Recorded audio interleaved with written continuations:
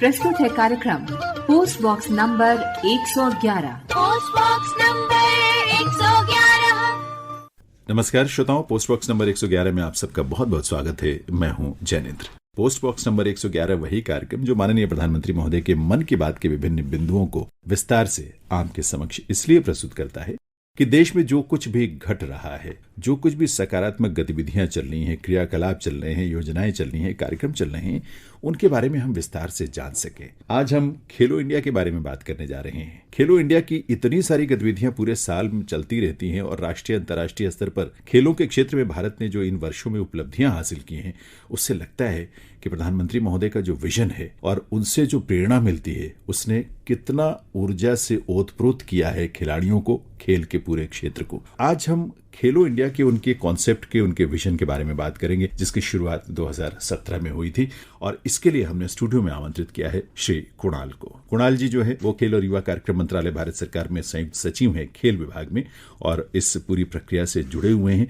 और उनसे बहुत कुछ जानने का अवसर मिलेगा। हमारी कोशिश ये भी है श्रोताओं की जो तमाम योजनाएं और कार्यक्रम चलाए जा रहे हैं भारत सरकार के खेल विभाग द्वारा, उनके बारे में भी आप जानकारी हासिल करें ताकि उसका लाभ भी आप सबको मिल सके, उन सबको मिल सके जिनके अंदर पात्रता है। कुणाल जी, बहुत बहुत स्वागत है इस कार्यक्रम में। धन्यवाद। तमाम मंत्रालयों में आप लोग काम करते रहते हैं और इस समय खेल और युवा कार्यक्रम मंत्रालय में आप हैं, लेकिन जिस तरह से जो गतिविधियां लगातार चलती हैं, मुझे लगता है बहुत व्यस्तता रहती होगी आप लोगों की। तो जी, खेल मंत्रालय मैं कहूँगा कि काफी व्यस्त रहता है और हमारी कोशिश रहती है कि जो हमारे खिलाड़ी हैं उनके लिए हम ज्यादा से ज्यादा फैसिलिटीज और व्यवस्था कर पाएं, उनको जो भी सहूलियत हम दे सकते हैं दे पाएं, उनकी ट्रेनिंग नीड्स हो या उनकी विजिट नीड्स हो, उनके लिए वीजा अरेंज करना हो, तो हम हर तरह से तैयार रहते हैं खिलाड़ियों के लिए। वैसे मैंने आम लोगों में एक देखा है, जो लोग शौक रखते हैं खेलों का ना, वो लगातार फॉलो करते हैं जो तमाम राष्ट्रीय अंतर्राष्ट्रीय खेल स्पर्धाएं होती हैं, तो इसलिए उनको बड़ा अच्छा लगता है कि देश इतने ज्यादा इस क्षेत्र में उपलब्धि हासिल कर रहा है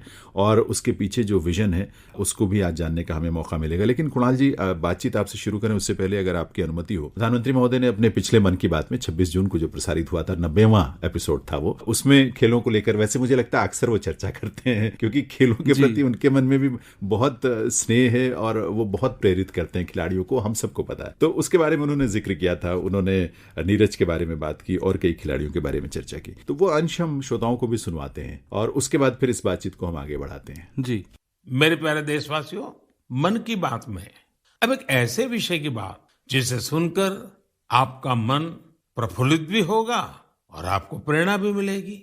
बीते दिनों हमारे ओलंपिक गोल्ड मेडल विजेता नीरज चोपड़ा फिर से सुर्खियों में छाए रहे।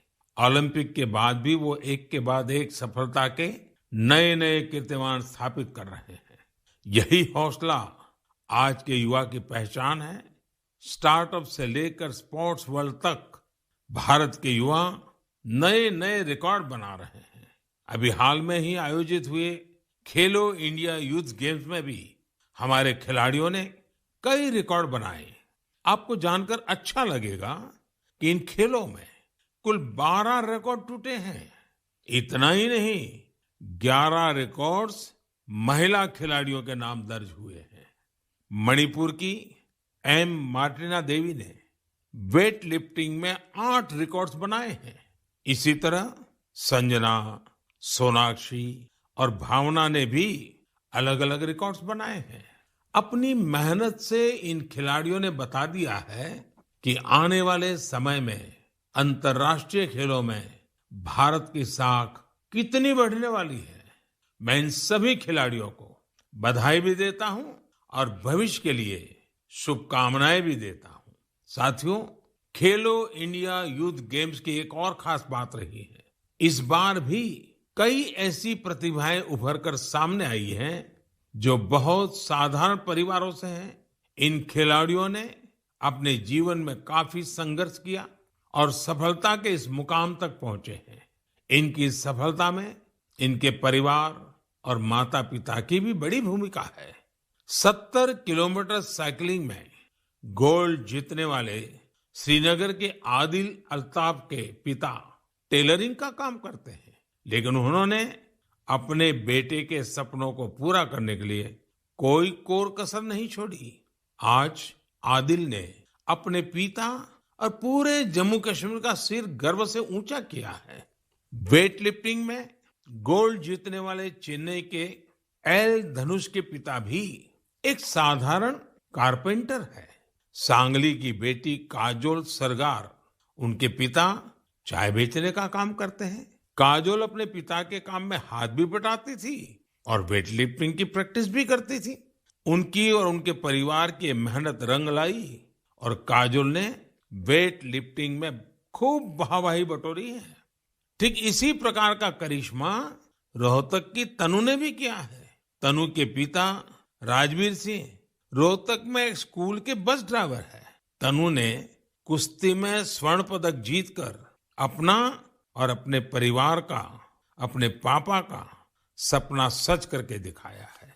साथियों, खेल जगत में अब भारतीय खिलाड़ियों का दबदबा तो बढ़ ही रहा है, साथ ही भारतीय खेलों की भी नई पहचान बन रही है। जैसे कि इस बार खेलो इंडिया यूथ गेम्स में ओलंपिक में शामिल होने वाली स्पर्धाओं के अलावा 5 स्वदेशी खेल भी शामिल हुए थे। ये 5 खेल है गतका, थांग ता, योगासन, कलरियापट्टू और मलखम। साथियों, भारत में एक ऐसे खेल का अंतर्राष्ट्रीय टूर्नामेंट होने जा रहा है जिस खेल का जन्म सदियों पहले हमारे ही देश में हुआ था, भारत में हुआ था। ये आयोजन है 28 जुलाई से शुरू हो रहे शतरंज ओलंपियाड का। इस बार शतरंज ओलंपियाड में 180 से भी ज्यादा देश हिस्सा ले रहे हैं। तो श्रोताओं, आपने भी सुना और हमने एक बार फिर से सुना प्रधानमंत्री महोदय के मन की बात का वो हिस्सा, क्योंकि यूथ गेम्स जो खेलो इंडिया के बैनर तले जो शुरुआत हुई थी, उसमें ग्रास रूट लेवल पे, कुणाल जी, जमीनी स्तर पे जिस तरह से प्रतिभाएं निकल कर आई हैं, जैसे चेन्नई के एल धनुष की उन्होंने बात की, काजोल की बात की, तनु रोहतक से जो है उनकी बात की, कुश्ती में स्वर्ण पदक जीता, पिता स्कूल में बस ड्राइवर, इस तरह का काम करते हैं। इसी तरह से कश्मीर से आदिल अल्ताफ की उन्होंने बात की। तो ये पता लगता है कि खेलो इंडिया के जो विजन और जो तमाम उसकी प्रक्रियाएं हैं, योजनाएं हैं और कार्यक्रम हैं, उसमें कितना ग्रास रूट लेवल तक इसका लाभ पहुंचा है लोगों को। लेकिन आज हम विस्तार से आपसे ये जानने की कोशिश करेंगे। यूथ गेम्स तो एक बात की बात है, पहले खेलो इंडिया की शुरुआत कैसे हुई, कब हुई, उसके पीछे का विजन क्या था प्रधानमंत्री का? देखिए, खेलो इंडिया की शुरुआत जो है सन 2016 में हुई थी। अच्छा। तो उसमें हमारे जो माननीय प्रधानमंत्री जी हैं, तो उनका एक बहुत ही दृढ़ संकल्प था कि खेलों को एक मास मूवमेंट बनाना और खेलों में एक्सेलेंस प्रमोट करना। अगर आप, एक तो है कि सभी लोग खेलें, सभी लोग फिट रहें। आप देखिएगा, फिट इंडिया भी इसका पार्ट है। बिल्कुल। हाँ, फिटनेस का डोज आधा घंटा रोज, बहुत ही एक फेमस उन्होंने बोला था और इसको लोग काफी फॉलो कर रहे हैं। आप हमारा फिट इंडिया ऐप देखेंगे, काफी इसका लोगों ने डाउनलोड किया हुआ है अपने मोबाइल पे। तो इस तरह से जो विजन था कि लोगों में खेलों को पहुंचाया जाए और खेलों की प्राथमिकता दी जाए। आप हमने देखा होगा कि हमारा जो समाज का पुराना सोच रहा है, तो आपने भी सुना होगा कि खेलोगे कूदोगे तो होगे खराब, पढ़ोगे लिखोगे तो बनोगे नवाब। अब समय बदल रहा है, अब तो खेल कर भी नवाब बन सकते हैं और अच्छा करियर ऑप्शन है। बहुत आप देखिए तो मतलब सरकारें भी काफी इनाम देती हैं, इनकी कोई नौकरी की भी कोई इशू नहीं है। बहुत जगह पे स्पोर्ट्स पॉलिसीज बनी है कि जिसमें इनको प्राथमिकता दी जा रही है। तो खेलों को एक एक्सेलेंस के तौर पे प्रमोट करना और एक मास मूवमेंट बनाने में माननीय प्रधानमंत्री जी ने काफी अहम भूमिका अदा की और उन्हें प्रेरित किया सभी को कि खेलों को अपनाएं और आगे बढ़ें। तो इसमें एक तो मुझे लगता है कि खेल संस्कृति को, जैसे आपने कहा, कि उसको बढ़ावा देना। प्रतिभाएं तो पहले भी थी, लेकिन मुझे लगता है कि शायद ये प्रेरणा और ये जो इंस्पिरेशन है, मोटिवेशन है, वो शायद इतनी नहीं थी पहले कभी जितनी आज है, और जो प्रधानमंत्री के रूप में है और वो आपके मंत्रालय के माध्यम से नीचे तक पहुंचती है, ग्रास रूट लेवल तक। जो देश के कोने कोने में चीजें तैयार हुई हैं खेलो इंडिया के तहत, उसमें जब कॉम्पिटिशन्स की अगर हम बात करते हैं, शुरुआती दौर में तो मेरा ख्याल है स्कूल गेम्स और इस तरह की एक्टिविटीज हुई थी, वो क्या क्या थी, और बाद में यूथ गेम्स तक हम कैसे पहुंचे? देखिए, शुरुआत में तो इसमें हुआ था कि स्कूल गेम्स हो रहा था और उसको धीरे धीरे करके यूथ गेम्स में उसको कन्वर्ट किया गया। और अभी आप देखेंगे कि चौथा यूथ गेम्स अभी हमारा हुआ है पंचकुला हरियाणा में जी, जिसमें काफी सारे रिकॉर्ड्स बने और करीब 4453 एथलीट्स ने भाग लिया। और पहली बार इसमें 5 जो हमारे पारंपरिक खेल हैं जी, जैसे गतका है, थांगटा है, कलरी पट्टू है, और उसके अलावा जो पहले भी हो रखा था वो है योगासना और मलखम। तो इस तरह से खेलो इंडिया जो गेम्स हैं, इन्होंने पारंपरिक खेलों को भी आगे बढ़ाया है और जो हमारे प्रायोरिटी स्पोर्ट्स हैं उनको भी आगे बढ़ा रहे हैं।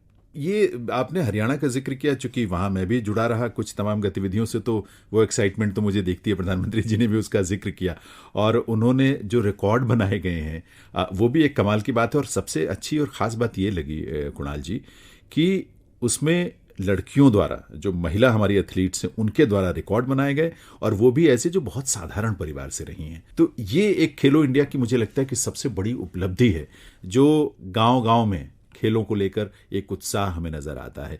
इस पर जो आपके खेलो इंडिया में अलग अलग स्कीम्स या कार्यक्रम चलाए जाते हैं उस पर हम विस्तार से बात करेंगे, लेकिन आपकी अगर अनुमति हो, एक बहुत जोशीला गीत है, वो गीत हम श्रोताओं को सुनवाते हैं। तो आइए सुनते हैं ये गीत।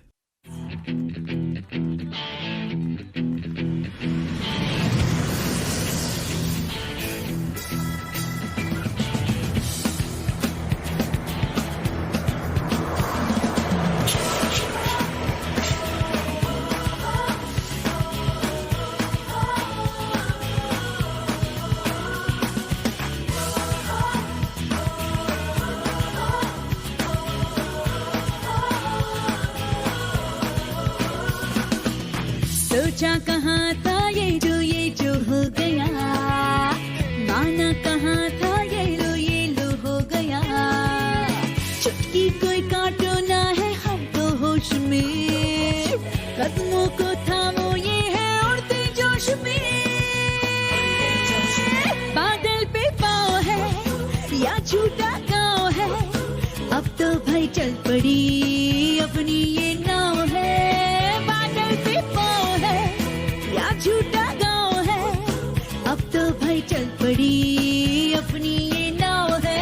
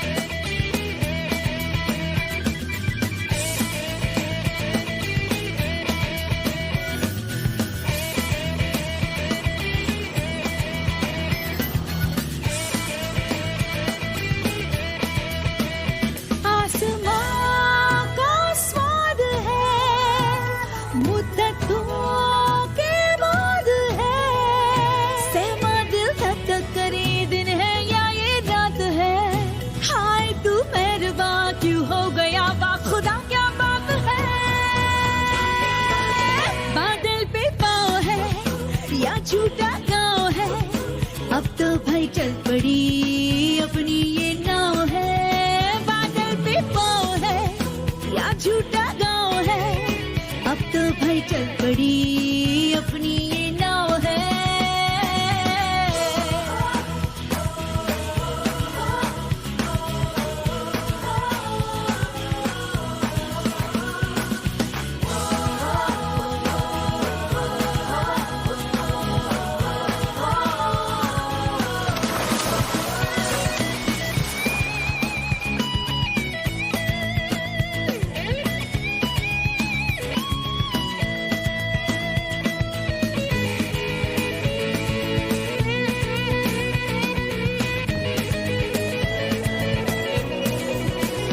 चल पड़ी है हम सफर, अजनबी तो है डगर, लगता हमको मगर कुछ कर देंगे हम मगर, ख्वाब में जो दिखा पर था छिपा बस जाएगा वो नगर। बादल पे पाँव है या झूठा गाँव है, अब तो भाई चल पड़ी अपनी ये नाव है। झूठा गाँव है, अब तो भाई चल पड़ी अपनी ये नाव है।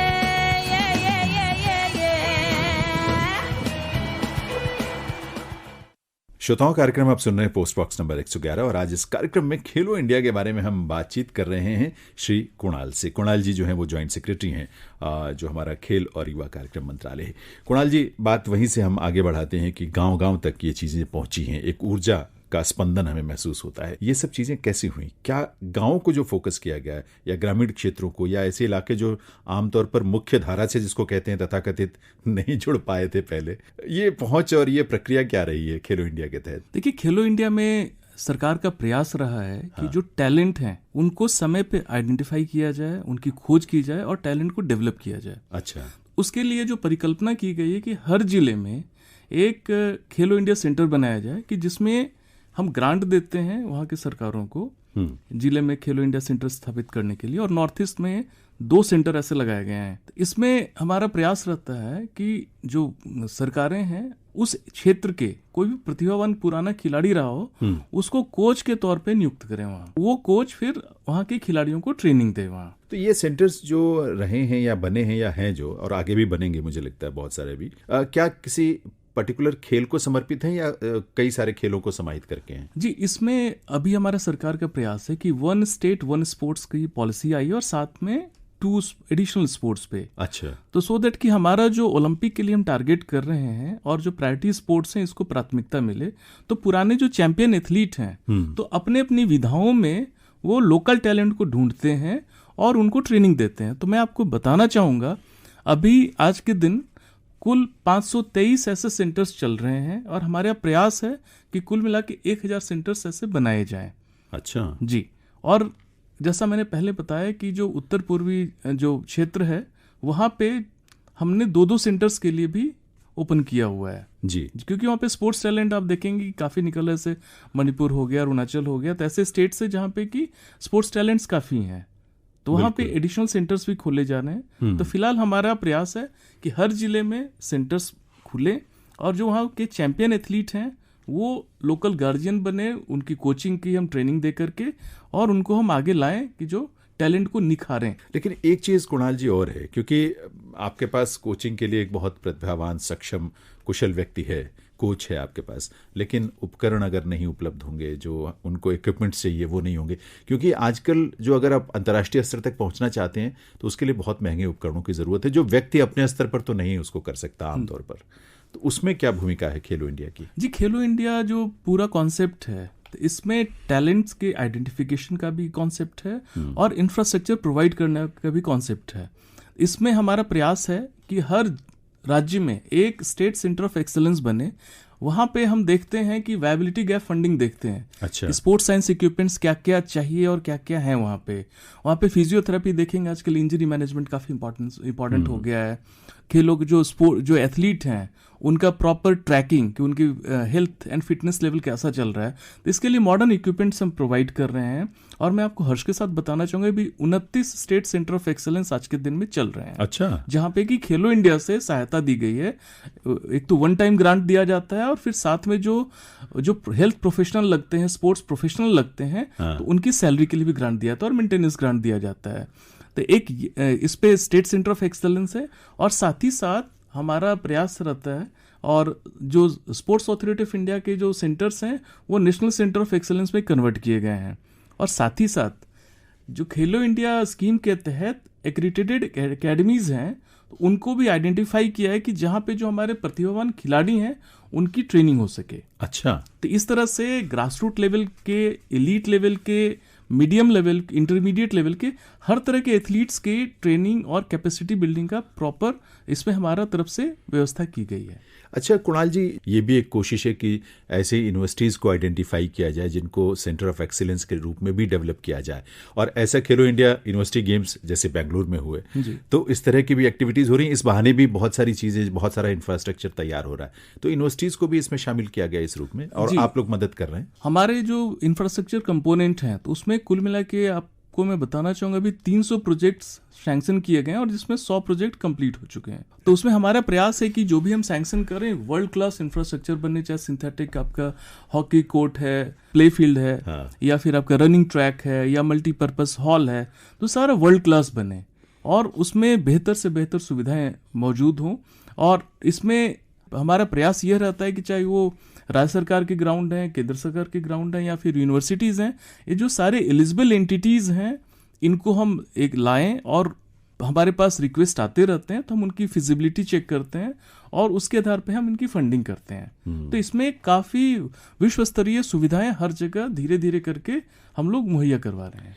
अच्छा कुणाल जी, जब आप गांव में इंफ्रास्ट्रक्चर की बात कर रहे हैं, इसके जो आपके वर्टिकल्स हैं इसमें गांव में इस तरह के इंफ्रास्ट्रक्चर को डेवलप करने की, विकसित करने की बात है, लेकिन उसके साथ साथ उसमें ये भी है कि जो उन क्षेत्रों में, उस एरिया में हमारे ग्रामीण खेल हैं, जो जनजातीय समुदायों के अपने कुछ विशिष्ट खेल हो सकते हैं, पारंपरिक खेल हैं, इनको भी उसमें शामिल किया गया है ना? जी, खेलो इंडिया में एक कंपोनेंट है जिसमें कि जो रूरल जो स्पोर्ट्स है उसको प्रमोट करने के लिए हम लोग उसको कंपटीशन ऑर्गेनाइज करते हैं, जो कि आपको देखेंगे नेशनल स्पोर्ट्स फेडरेशन है उनके द्वारा या फिर उसके जो संगठित जो उस क्षेत्र में जो काम करने वाले लोग हैं उनके द्वारा। तो इसका हमारा प्रयास रहता है कि जो ग्रामीण खेल हैं इसको भी आगे बढ़ाया जाए और पारंपरिक खेल हैं, ट्राइबल गेम्स हैं, तो हर चीज़ को हम लोग आगे बढ़ाएं। और साथ ही साथ आप देखेंगे खेलो इंडिया ने एक बहुत ही अच्छा कॉन्सेप्ट लाया, sports for peace and development. जी, मैं इसको समझना चाहता हूँ कि है क्या ये। देखिए, इसमें आप देखिएगा कि खेल जो ऐसा माध्यम है जो कि समाज को जोड़ता है और जो डिस्टर्ब्ड एरियाज है वहाँ पे बहुत ही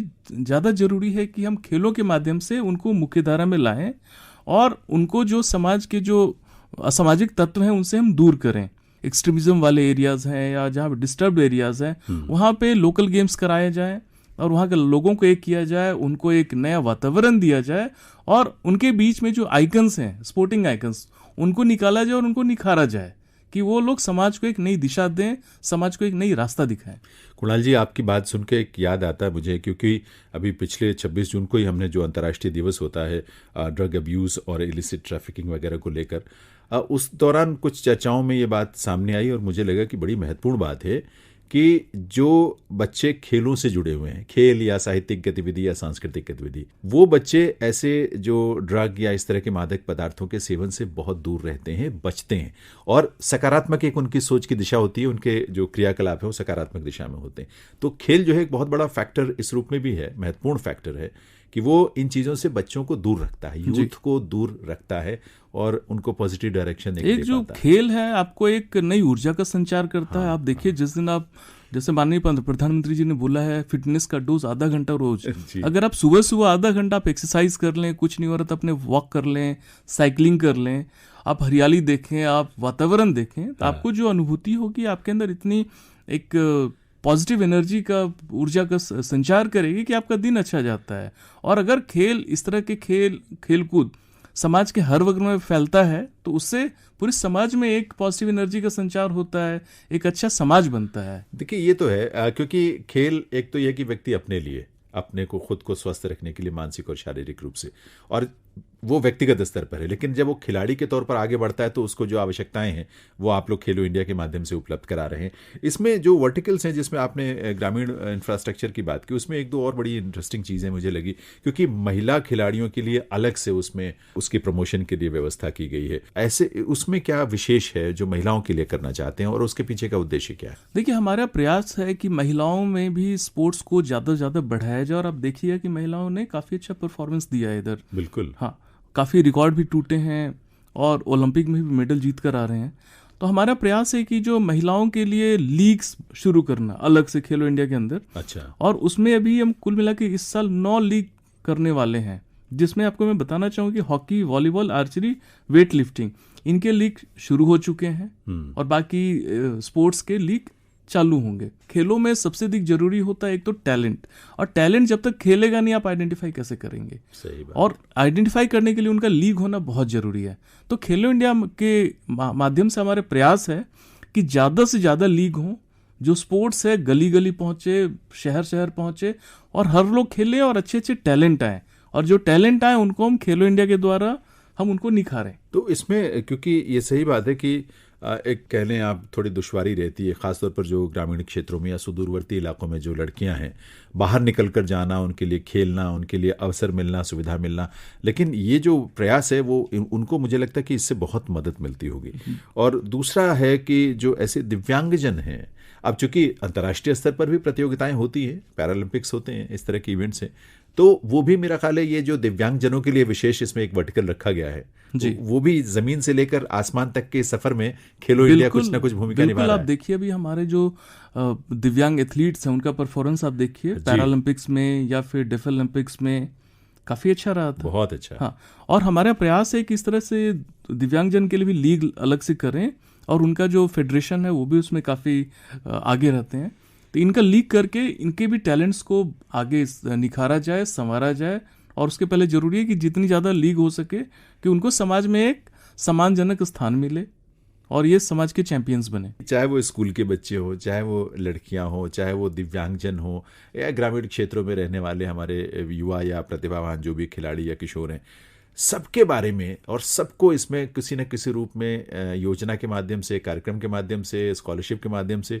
जोड़ने की कोशिश की गई। कोई छूटा नहीं है क्षेत्र, मुझे लगता है पूरा एक 360 डिग्री अप्रोच रखा गया है। यही लग रहा है कि जिसमें कि समाज के हर वर्ग जुड़े रहें, हाँ, और खेलें, फिट रहें, पॉजिटिव रहें, बहुत और आगे समाज को आगे ले जाएं। अभी देखिए हमारा आज़ादी का अमृत महोत्सव चल रहा है और अमृतकाल शुरू होने वाला है, और वो दौर ऐसा है कि जब आपकी हमारी इकोनॉमी काफ़ी तेज़ी से आगे बढ़ेगी, हमारे पास युवाओं की संख्या काफ़ी रहेगी, और खेल एक ऐसा माध्यम है कि युवाओं को एक सकारात्मक सोच में ढालने का और उनको भारत के विकास के लिए, आगे के लिए रास्ता दिखाने का काम करेगी, एक समर्पित करने का काम करेगी। तो जो आप कह रहे थे कि खेल शांति के लिए और विकास के लिए, ये कहीं ना कहीं वहां आकर ये जुड़ती हैं चीजें उस बिंदु से। जी बिल्कुल, और बहुत महत्वपूर्ण है। और इस क्रम में श्रोताओं, समय है जब हम आपको एक गीत सुनवा दें। गीत के बाद ये बहुत विशेष है, बहुत रोचक है जो हम आपके लिए लेकर आए हैं खेलो इंडिया के रूप में। कुणाल जी से बातचीत हो रही है, लेकिन आइए पहले ये गीत सुनते हैं। इस गीत के माध्यम से भी हम खेलों के क्षेत्र के और खिलाड़ियों की ऊर्जा को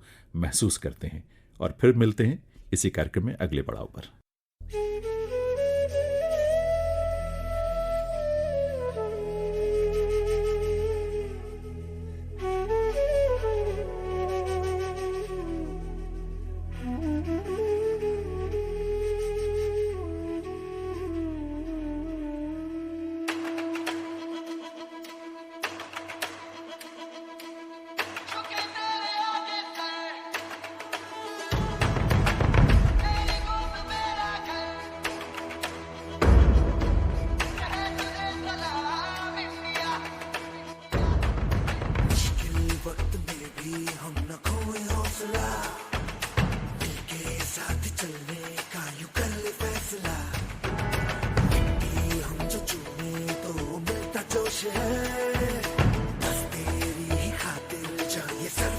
जीत का जश्न हम मनाएंगे, आसमां तिरंगा सजाना आज है, शान से सभी को बताएंगे, जीत लेंगे ये सारा जहां।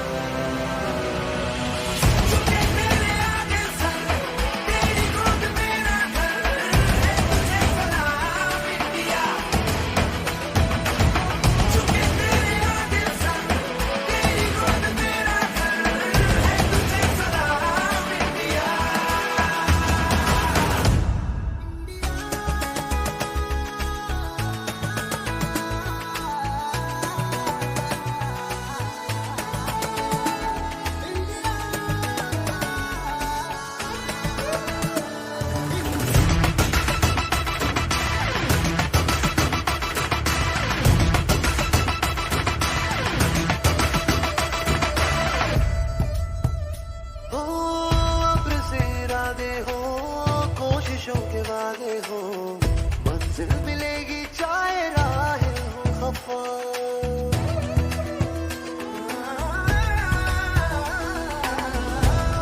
इरादे हो कोशिशों के वादे हो, मंजिल मिलेगी चाहे राहें हो खफा। देश ये सिखाता है, हिम्मतें बढ़ाता है, घर से गिर के ना तू रुकना बेवजह, ये बदन कुछ भी जगह तू चाह भी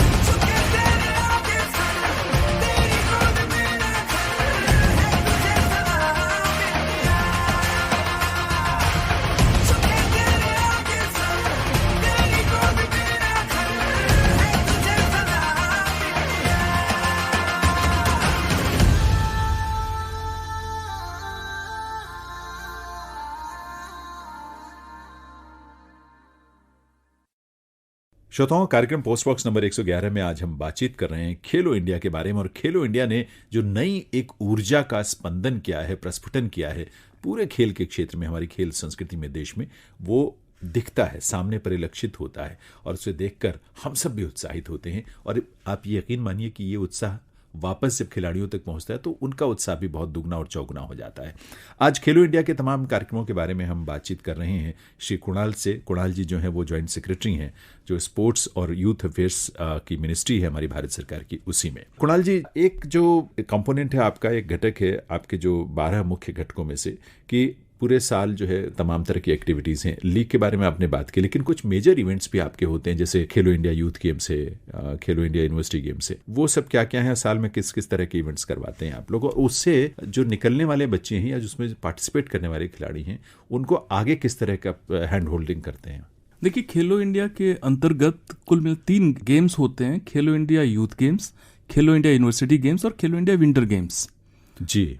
और अभी आप देखे होंगे कि अभी हाल में ही खेलो इंडिया यूनिवर्सिटी गेम्स हुआ था बेंगलोर में और खेलो इंडिया यूथ गेम्स हुआ था पंचकुला हरियाणा में जी। और ये सन 2021 वाला वर्जन था। बिल्कुल। तो अभी हमारा पूरा प्रयास है कि इसको, कोविड बाद की बात हो गई है अब आगे की बात करें तो अभी हमारा प्रयास है कि इसको खेलो इंडिया यूथ गेम्स 2022 का, खेलो इंडिया यूनिवर्सिटी गेम्स 2022 का भी आयोजन किया जाए। अच्छा। तो इसमें खेलो इंडिया जब गेम्स की बात आती है तो इसमें आप देखिएगा कि हमारा जो प्रयास है वो पूरा एक ओलंपिक की भावनाओं के अनुरूप करने का होता है। तो इसके अंदर में जैसे अब खेलो इंडिया यूथ गेम्स हैं, तो इनका जो राज्य स्तर के खिलाड़ी आते हैं और ये नेशनल स्पोर्ट्स फेडरेशन है उनकी मदद से किया जाता है। अगर आप देखेंगे तो इसके बैकग्राउंड में एक काफी बड़ी टीम होती है जो कि इसको कंडक्ट करती है, टेक्निकल कंडक्ट जिसको बोलते हैं। तो स्पोर्ट्स अथॉरिटी ऑफ इंडिया के नेतृत्व में इनका पूरा गठन किया जाता है और इस तरह के जितने खेल हैं उनका टेक्निकल कंडक्ट किया जाता है जी। और साथ ही साथ पूरी व्यवस्था की जाती है कि इनको एक स्टैंडर्ड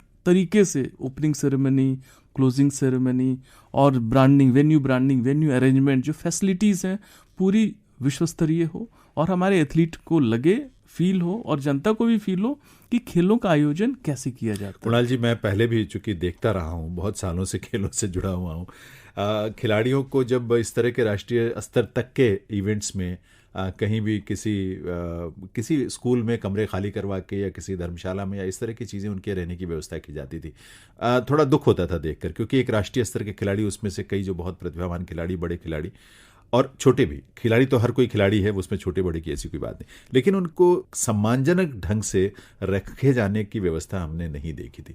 लेकिन अब ये जो व्यवस्थाएं शुरू हुई, इसमें पैसा तो जाहिर सी बात है कि अच्छा खासा खर्च होता है, लेकिन एक सम्मानजनक ढंग से, सुविधाजनक ढंग से वो रखने की, रहने की व्यवस्था होती है, तो खेलते भी वो अच्छा है जी। क्योंकि अगर रिलैक्स है, उनको सुविधाएं मिल रही हैं, वो उनको ये टेंशन नहीं है, मच्छर नहीं काट रहे हैं, मक्खी तंग नहीं कर रही है, अगर आराम से सोते हैं, आराम से साफ सुथरी जगह में रहते हैं, अच्छे अच्छे होटलों में रखा जाता है, अच्छा खाना भी दिया जाता है, उनकी आप किट्स देखिए, पूरा टॉप क्लास किट्स दिया जाता है।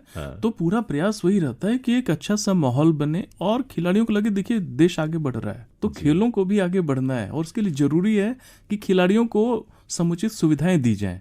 तो इन खिलाड़ियों को आवश्यकता तो होती है आर्थिक मदद की, उनको स्कॉलरशिप्स भी दी जाती हैं जी। तो उनका चयन कैसे होता है? क्या इन्हीं इवेंट से आप उनका सिलेक्शन करते हैं या अलग से कुछ ऐसे प्रोसीजर है जिसके माध्यम से उनको चुनते हैं, जो आपका जैसे अखिल भारतीय स्पोर्ट्स छात्रवृत्ति योजना है और इस तरह की कई योजनाएं हैं? जी देखिए, खेलो इंडिया गेम्स का एक बहुत बड़ा फायदा क्या हुआ है कि इसमें जो प्रतिभाएं हैं वो निखर कर आ रही हैं और हर स्पोर्ट्स के लिए talent identification and development committee बनाई गई है। अच्छा। जो कि टैलेंट्स की स्काउटिंग करती है। और मैं आपको बताना चाहूंगा कि इसमें कई सारे, अभी जैसे खेलो इंडिया यूथ गेम्स हुआ था हरियाणा में, तो वहां पे तो कबड्डी की जो प्रो लीग्स होती हैं उनकी स्काउटिंग टीम भी आई हुई थी देखने के लिए कि कौन कौन से प्रतिभावान खिलाड़ी हैं। अच्छा। तो एक बहुत ही एक मैं कहूँगा ऐसा वातावरण तैयार हो रहा है कि जहाँ पे खेलों के एक समुचित विकास संभव हो पा रहा है और टैलेंट स्काउटिंग के जरिए टैलेंट को देखा जाता है, टैलेंट जितने हैं हाँ। उनका फिर हाई पावर कमेटी उनका अप्रूवल देती है। अच्छा। और फिर ऐसे एथलीट्स जिनको हम खेलो इंडिया एथलीट्स बोलते हैं, तो इनको आज के दिन में इनकी संख्या 2745 है।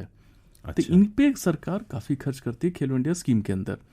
इनको 10,000 पर month out of pocket allowance दिया जाता है और एक long term athlete development program चल रहा है, 8 साल तक इनका ख्याल रखा जाता है और इनके पास ऑप्शन होता है कि जो एक्रीडिटेड एकेडमीज हैं खेलो इंडिया के अंदर, वहां पे जाकर के ट्रेनिंग ले सकते हैं। तो उसपे हमारे करीब मंत्रालय का एक खिलाड़ी पे 5 लाख रुपए के आसपास का खर्च होता है। या फिर वो स्पोर्ट्स अथॉरिटी ऑफ इंडिया या स्टेट के स्पोर्ट्स अथॉरिटी ऑफ इंडिया के नेशनल सेंटर ऑफ एक्सेलेंस में एडमिशन ले सकते हैं, या राज्य सरकार के स्टेट सेंटर ऑफ एक्सेलेंस में एडमिशन ले सकते हैं। अच्छा। तो एक पूरा हमारा एक इकोसिस्टम हमने बनाया हुआ है कि जो टैलेंट्स हैं उनका अच्छे से उनका आइडेंटिफाई करें और डेवलप करें, और वो भी लंबे समय के लिए, ये नहीं कि छोटे समय के लिए। बिल्कुल, क्योंकि आप 8 साल के लिए जैसे आप लोगों ने तय किया कि 8 साल तक आप उनको आर्थिक रूप से हर साल इतना देंगे अमाउंट, मेरा ख्याल है। और ये टोटल 5 लाख होता है या हर साल के? हर साल का 5 लाख। हर साल का 5 लाख है। तो ये एक बहुत बड़ा और अच्छा अमाउंट है उनके लिए, चाहे वो खान पान हो, चाहे उनकी ट्रेनिंग हो, चाहे उनका रहने की व्यवस्था हो। क्योंकि स्पोर्ट्स आप देखिएगा कि एथलीट को आप देखेंगे, चाहे हमारे जितने जो मेडल विनर्स हैं, हाँ, या जो पीछे मेहनत कर रहे हैं, इसमें मेहनत काफी लगता है। इनको प्रॉपर डाइट चाहिए होता है, प्रॉपर न्यूट्रिशन चाहिए होता है, प्रॉपर मसाजियर चाहिए होता है, प्रॉपर स्पोर्ट्स साइंस फैसिलिटी चाहिए होती है। तो इसके लिए जहाँ भी अगर ये जाते हैं किसी एक्रेडिटेड एकेडमीज में जो कि प्राइवेट सेक्टर के द्वारा चल रही हैं, उनमें समुचित सुविधाएं, पहले उसको एक प्रॉपर कमिटी है जो देखती है और उसको एक्रेडिटेड करती है, और वहाँ वो जाते हैं तो उस पर जो खर्च होता है तो सरकार उसका वहन करती है। तो हमारा प्रयास है कि खिलाड़ियों को पूरी सुविधा मिले, और ये आगे चल करके यही तो है हमारे देश के लिए मेडल लाएंगे। निश्चित रूप से। मैं तो आपका ये बजट का देख रहा था 2017-18 से 19-20 के बीच में लगभग 1750 करोड़ रुपए, इससे थोड़ा ज्यादा ही है। नहीं, अभी तो और ज्यादा हो गया। अब तो और ज्यादा हो गया। तो इतना बड़ा अमाउंट 2 साल में खर्च किया गया, और आगे और भी ज्यादा इस पर लगातार खर्च किया जा रहा है। तो मुझे लगता है कि खेलों में खिलाड़ियों के लिए पैसे की कोई कमी किसी स्तर पर नहीं रखने दी जा रही है। बिल्कुल, मैं कहना चाहूंगा। और साथ ही साथ जो हमारे इलीट खिलाड़ी हैं, हाँ। ये तो खेलो इंडिया की बात हो गई। अच्छा। जो इलीट है उनका तो टॉप स्कीम है, उससे तो अलग से जो हमारे चैंपियन एथलीट्स हैं जिसको कोर ग्रुप कहते हैं, तो कोर ग्रुप में आज के दिन में हमारे पास कुल मिलाकर 117 एथलीट हैं। अच्छा। जिसपे कि पूरा चॉइस के हिसाब से कहाँ ट्रेनिंग करना, दुनिया के किसी भी हिस्से में ट्रेनिंग करना ये है, उनकी इच्छा है। अच्छा। पूरी फैसिलिटी दी जाती है, और साथ ही साथ 50,000 रुपए पर महीने उसका आउट ऑफ पॉकेट अलाउंस दिया जाता है। तो हमारा इस पे पूरा प्रयास है। और टॉप्स के अंदर में जो डेवलपमेंट ग्रुप है, जो कि इलीट नहीं, उनके जस्ट नीचे उनका अभी टैलेंट डेवलपमेंट चल रहा है, तो वैसे आज के दिन 244 एथलीट हैं। तो उनमें हमारा प्रॉपर उनका डेडिकेटेड इंडिविजुअलाइज्ड उनका ट्रेनिंग प्रोग्राम बनता है, उनका न्यूट्रिशन प्रोग्राम बनता है, और उनको साथ ही साथ 25,000 रुपए पर मंथ उनका आउट ऑफ पॉकेट अलाउंस दिया जाता है। अच्छा। कि उनको किसी तरह का ये फील ना हो कि कोई कमी रह गई है, और वो जी जान से मेहनत करें और आगे बढ़ें। हमारा प्रयास यही रहता है कि आप जो खिलाड़ी हैं जिनका टैलेंट आइडेंटिफाई हो गया, उनमें पूरी फैसिलिटी दी जाए, और जो ऊपर के लेवल के खिलाड़ी हैं जिनको कि मेडल प्रोबेबल है या मेडल जीत चुके हैं और अच्छे से खेलें, तो उनके लिए उस हिसाब से हमने व्यवस्था की है। तो आज के दिन में किसी तरह की कोई कमी नहीं है। नहीं, ये बात तो जाहिर सी हो रही कि नीचे से लेके, मतलब अभी आप जब शुरुआती स्तर है जो खिलाड़ियों के लिए, बच्चों के लिए, वहां से लेकर टॉप तक, टॉप स्कीम है आपकी वहां, तो उसके माध्यम से इतनी सारी सुविधाएं, और उन सुविधाओं में कोई ऐसी सीमा नहीं है कि आपको इतनी ही मिलेगी। क्योंकि हो सकता है कि अगर किसी की आवश्यकता 10 लाख की हो और उसको अगर 5 या 7 लाख मिले, तो बाकी वो फिर उतना ढंग से कर नहीं पाएगा वो। तो मुझे लगता है यही सोचे कि जितनी जरूरत हो, आपको यहाँ ट्रेनिंग करवानी है, आपको विदेश में जाना है, आपको इस कोच से करवाना है, उस कोच से करवाना है जी, ये आप तय करें, खर्चा सरकार देगी जी। मतलब ये इतने खुले दिल से इस समय खिलाड़ियों के लिए काम नहीं, हो रहा आप देखिए कि पिछले कुछ समय हमारे मेडल्स परफॉर्मेंस देखिए। अब टोक्यो ओलंपिक में 7 मेडल आए थे, जिसमें 1 गोल्ड था नीरज चोपड़ा का। फिर पैरालंपिक्स में 19 मेडल आए थे। डेफ ओलंपिक्स ब्राजील में जो हुआ था उसमें 16 मेडल आए थे। तो इस तरह से हमारा जो सरकार का प्रयास और खिलाड़ियों का भी प्रयास है, और माननीय प्रधानमंत्री उनकी प्रेरणा है कि जोश जो भरते हैं खिलाड़ियों से बात करके। अभी आपने देखा होगा कॉमनवेल्थ गेम्स कंटिजेंट था, उनको उन्होंने पर्सनली मोटिवेट किया बात करके। तो ये जो प्रेरणा जो वहां से मिलती है और जो जोश भरती है, और साथ ही साथ मंत्रालय का जो अपना सपोर्ट सिस्टम है, खेलो इंडिया स्कीम है या टॉप्स है, तो ये हमारा पूरा प्रयास रहता है कि खिलाड़ियों को उनके हिसाब से पूरी सहायता दी जाए, उनके लिए व्यवस्था की जाए, और परफॉर्मेंस सामने आपके। ये तो सच कह रहे हैं आप, क्योंकि खिलाड़ी वाकई एक साधना है उनकी, बहुत कठिन साधना है जी। मैंने नीरज को ही देखा था कि जब टोक्यो ओलंपिक से मेडल जीत कर आए थे, आने के बाद से ही फिर वो आगे की अपनी तैयारी में जुट गए थे। और क्योंकि कई अवसरों पर ऐसी मुलाकात हुई, प्रधानमंत्री जी ने इन खिलाड़ियों को लाल किले पर आमंत्रित किया था 15 अगस्त यानी स्वतंत्रता दिवस के कार्यक्रम में भी, तब भी मुलाकात हुई। तो बस इतने से थोड़े समय के लिए वो लोग आए होंगे, लेकिन उसके बाद फिर वो अगले अपने इवेंट के लिए उसकी तैयारियों में जुट गए। अभी भी प्रधानमंत्री जी ने जिक्र भी किया, जो उनकी उपलब्धियां इस समय भी हैं अंतर्राष्ट्रीय स्तर पर। तो खैर ये बहुत प्रेरक है कुणाल जी। थोड़ा सी चर्चा कुछ और बातों की आपसे जानकारी लेना चाहेंगे, लेकिन अभी एक गीत हम श्रोताओं को सुनवा देते हैं। गीत भी आपको श्रोताओं उसी जोश के साथ जोड़ेगा जो खेल हमें हमारे अंदर जोश भरते हैं। आइए सुनते हैं ये गीत। ऊंचे रहे जो तेरे कद से इरादे, तो ये फलक मगरूर।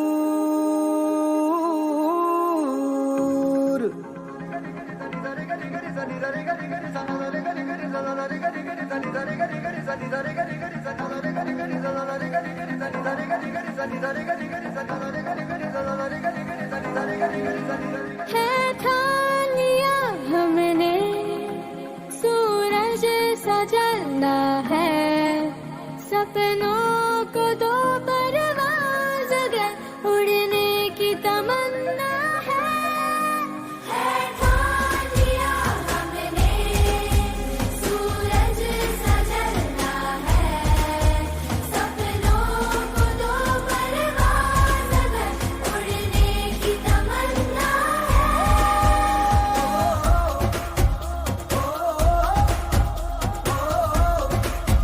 है ठान लिया,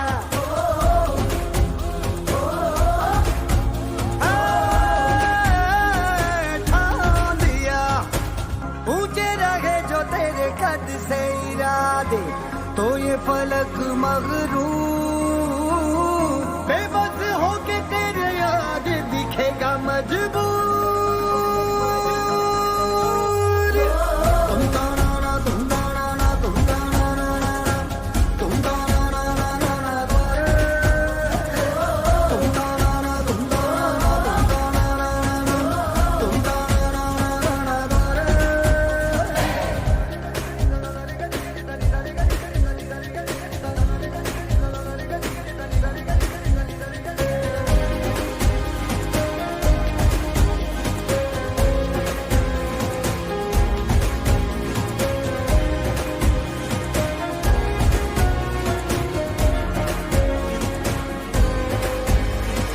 हो भले कोहरा घना तो मगर गम न मना, जरा कदम बढ़ा ये छट जाएगा। हो भले कोहरा घना तो मगर गम न मना, जरा कदम बढ़ा ये छट जाएगा। नजरिया बदल के नजारे बदल दे, खिलाफत के सारे इशारे बदल दे। पैरों पे आके तेरे मंजिल रुकेगी लिया।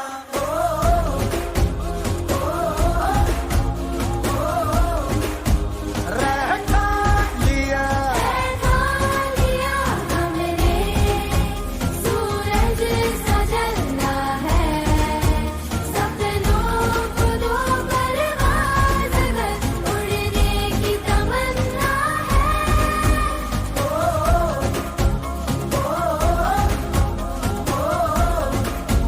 है ठान लिया।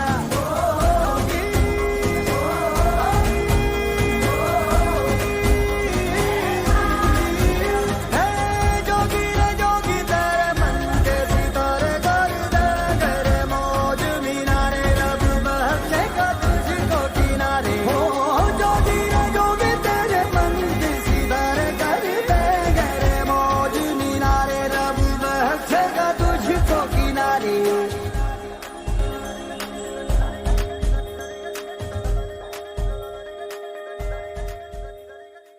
श्रोताओं, कार्यक्रम आप सुन रहे हैं पोस्ट बॉक्स नंबर 111। आज इस कार्यक्रम में खेलो इंडिया के माध्यम से देश में खेलों को लेकर एक जो नई ऊर्जा हम महसूस कर रहे हैं, उसका आखिर स्रोत क्या है, उद्गम स्रोत क्या है, और वो प्रेरणा कहाँ से हम सबको मिलती है, इसी पर हम चर्चा कर रहे हैं। और ये चर्चा आज हम कर रहे हैं कुणाल जी से। कुणाल जी जो है वो संयुक्त सचिव हैं खेल और युवा कार्यक्रम मंत्रालय भारत सरकार में। कुणाल जी, बहुत सारी आपने जो अभी तक गतिविधियां हुई हैं, हो रही हैं, उनकी बात तो की है, लेकिन मुझे लगता है प्रधानमंत्री जी ने खुद जिक्र किया, और ये भी मुझे लगता है कि ये पहली बार एक इतिहास बनने जा रहा है खेलों के क्षेत्र में कि भारत में चेस ओलंपियाड का आयोजन जो है 28 जुलाई से चेन्नई में महाबलीपुरम में होने जा रहा है जी। क्योंकि दिल्ली में उसके टॉर्च रिले जब हुआ था, प्रधानमंत्री जी ने उसको रवाना किया था, और प्रधानमंत्री जी लगातार इस बात के लिए प्रेरणा देते रहे हैं, और ये विजन उन्हीं का है, और उनकी कोशिशों का या प्रयासों के लिए जो उनसे प्रेरणा मिलती है उसी का ये परिणाम है कि ये देश में होने जा रहा है। इसमें एक बड़ी खास बात और भी है कुणाल जी, पहली बार माननीय प्रधानमंत्री जी की प्रेरणा से जी चेस ओलंपियाड का टॉर्च लॉन्च हुआ, और माननीय प्रधानमंत्री जी ने 19 जुलाई को दिल्ली के आईजी इंडोर स्टेडियम में इसका शुभारंभ भी किया। और मैं हर्ष के साथ बताना चाहूंगा, जैसा जगविदित भी है जी, कि आगे से कहीं भी टॉर्च रिले होगा, उसकी शुरुआत जो लॉ है वो दिल्ली में ही जलेगी। बहुत गर्व की बात है मुझे लगता है हम सबके लिए, और वो भी आजादी के अमृत महोत्सव में ये शुभारंभ हो रहा है, तो ये हमारे लिए गौरव की ही बात है, और साथ ही एक प्रेरणा भी देती है। चेस जो आप समझिए कि हमारा जो खुद का होम ओरिजिनेटेड स्पोर्ट्स है, बिल्कुल, पता नहीं सदियों पहले इस धरती से अलग अलग रूप में आगे बढ़ता रहा, पूरा विकास हुआ, उस विकास क्रम को भी उस कार्यक्रम में हमने देखा और सुना जी। तो ये तो गर्व की बात है कि जो जन्मस्थली है इस खेल की, जो भारत भूमि है, उस भारत भूमि से ऐतिहासिक एक शुरुआत हुई है, और हमेशा जो लौ है वो यहीं से शुरू होगी, जलेगी। आजादी के अमृत महोत्सव के अंतर्गत हमारा प्रयास था कि जो चेस ओलंपियाड का जो टॉर्च है, लॉन्च डेट से जो शुरुआत होने के डेट तक ये 75 आइकॉनिक लोकेशंस पे जाए, और भारत के सभी राज्य और संघ शासित प्रदेश हैं जितने हैं, सभी को ये टच करे, कोई भी जगह अछूता न रहे। क्या बात। इसमें मैं हर्ष के साथ बताना चाहूँगा कि हमने, हमारे टॉर्च ने हर जगह प्रवेश किया है, हर जगह लॉ जलाई है शतरंज की, और हर जगह पे एक ग्रैंड मास्टर, पहली बार ग्रैंड मास्टर्स हर जगह मौजूद रहे हैं। अच्छा, जहाँ भी टॉर्च किया है जी। अच्छा।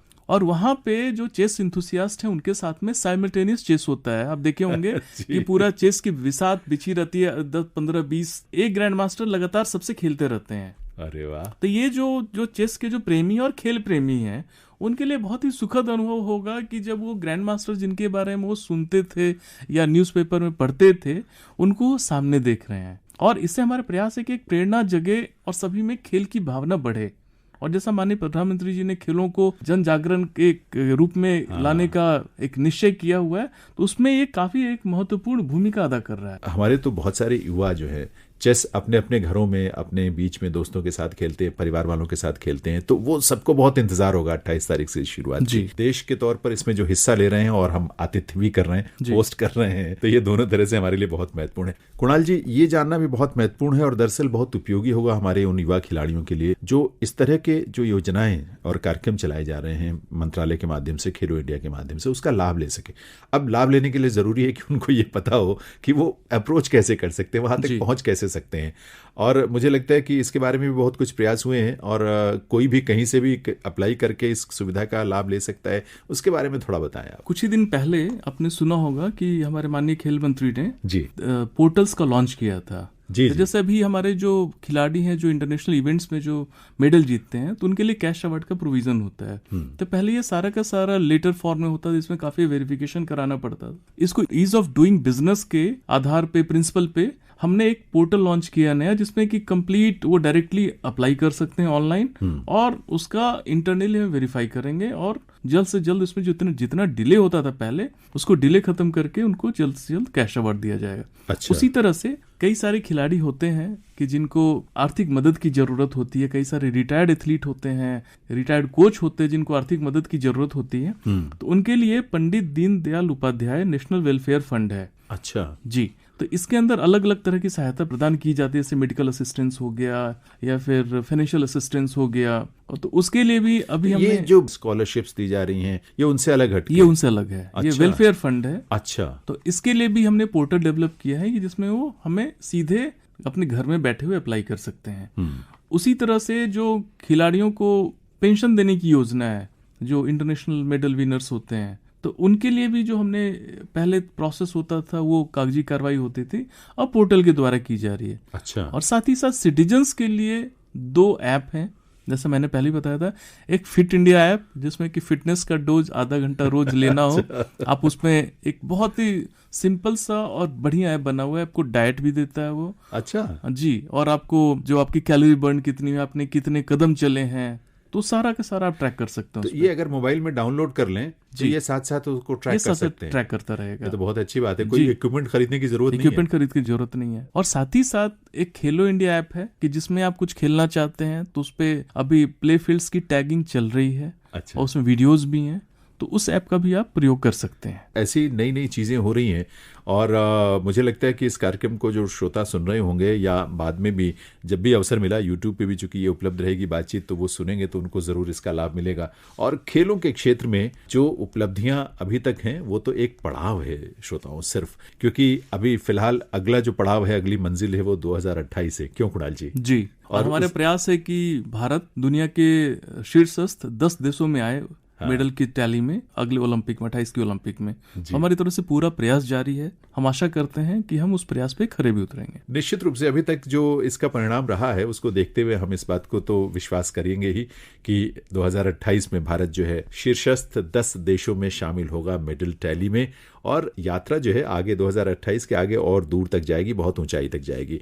चलते चलते कुणाल जी कुछ कहना चाहेंगे खास अपने युवा साथियों से, दोस्तों से, खिलाड़ियों से? अब रिश्ता ऐसा हो गया खेल मंत्रालय, खेलो इंडिया के माध्यम से खिलाड़ियों से कि बहुत अपनापन सा एक मुझे लगता है कि जुड़ाव हुआ है। पहले लोग एक अलग दृष्टि से देखते थे, अब उनकी सोच और अप्रोच पूरी तरह बदल गई। उनको लगता है कि कोई भी जरूरत हो, कोई भी प्रॉब्लम हो, कोई भी तकलीफ हो, आप पहुंच जाएं मंत्रालय और अप्रोच करें और आपकी वो प्रॉब्लम दूर होगी। मंत्री जी भी, माननीय अनुराग सिंह ठाकुर जी भी खुद खिलाड़ियों से सीधे व्यक्तिगत तौर पर जुड़ के उनके तमाम प्रॉब्लम्स को देखते हैं, सुनते हैं, बातचीत करते हैं, शेयर करते हैं और मदद भी करते हैं। और मुझे लगता है आप लोगों को भी ऐसे ही निर्देश है। जी, माननीय प्रधानमंत्री जी की प्रेरणा है कि खेलों को मासेज में ले जाया जाए और खेलों में एक्सेलेंस को प्रमोट किया जाए। इस पे पूरा मंत्रालय एक सकारात्मक रूप से काम कर रहा है, खिलाड़ियों के बीच में, खिलाड़ियों के साथ। और हम हमेशा खड़े हैं खिलाड़ियों के लिए, और हमारी जितनी स्कीमें हैं खिलाड़ियों के लिए ही हैं। उनके लिए इंफ्रास्ट्रक्चर डेवलप करना, उनके लिए कॉम्पिटिशन्स ऑर्गेनाइज करना, लीग ऑर्गेनाइज करना, और साथ ही साथ उनके लिए फैसिलिटीज ऑर्गेनाइज करना।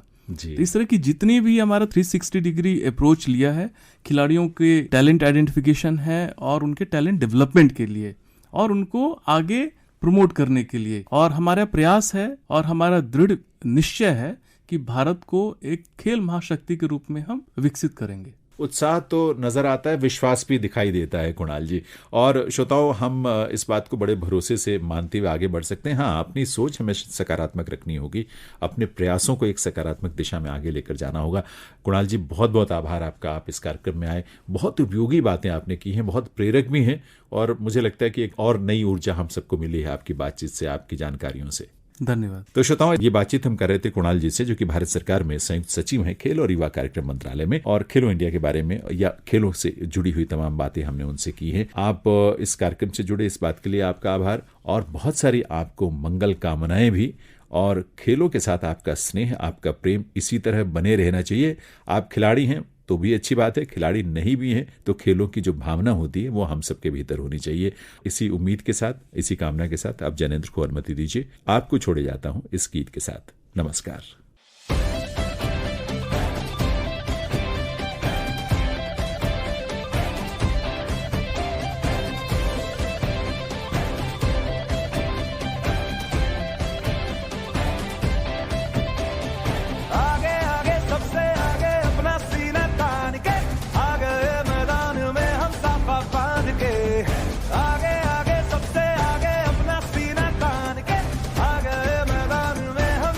गाड़